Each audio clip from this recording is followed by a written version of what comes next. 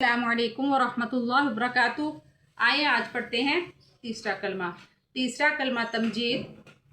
اعوذ باللہ من الشیطان الرجیم، بسم اللہ الرحمن الرحیم، سبحان اللہ والحمد للہ۔ اللہ تعالیٰ کے لام کو باریک کریں گے کیونکہ لام سے بعد جو ہے اس کے اوپر لام کے نیچے زیر ہے۔ الا اللہ واللہ اکبر ولا حول ولا قوة الا باللہ العلی العظیم۔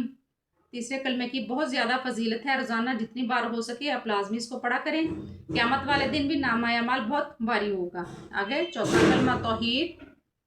لا الہ الا اللہ وحدہ لا شریک لہ لہ الملک ولہ الحمد یحیی ویمیت وہو حی لا یموت